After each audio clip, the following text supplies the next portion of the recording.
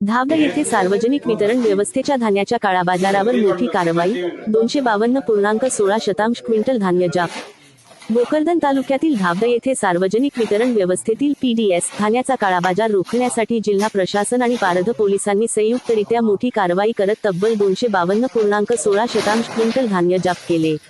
या प्रकरणी जीवनावश्यक वस्तू अधिनियम 1955 अंतर्गत गुन्हा दाखल करण्यात आला असून संबंधित आरोपींविरुद्ध पुढील कायदेशीर कारवाई सुरू आहे।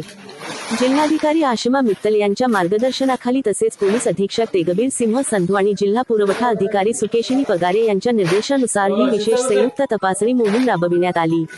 सहाय्यक जिल्हा पुरवठा अधिकारी ज्ञानेश्वर दिवटे, पुरवठा निरीक्षण अधिकारी सदानंद नाईक, अधिकारी NV क्षीरसागर R पल्हाटे तसेच पारध पोलीस ठाण्याचे सहाय्यक पोलीस निरीक्षक संतोष माने यांच्या संयुक्त पथकाने गोपनीय माहितीच्या आधारे धाबदत्ता भोकरदन येथे छापेमारी केली।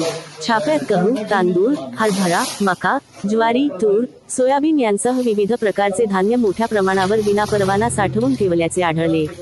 तसेच गरोदर महिला व 1 ते 3 वर्षांच्या बालकांसाठीचा पोषण आहार देखील जप्त करण्यात आला।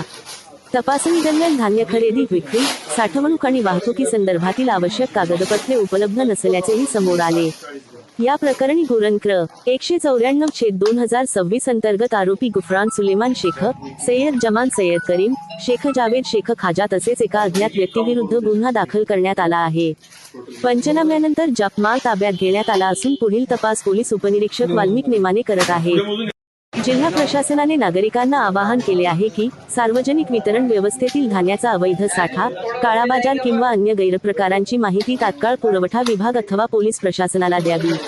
अशा प्रकारच्या गैरप्रकारांविरुद्ध कठोर कारवाई यापुढेही सातत्याने सुरू राहणार असल्याचे प्रशासनाने स्पष्ट केले आहे।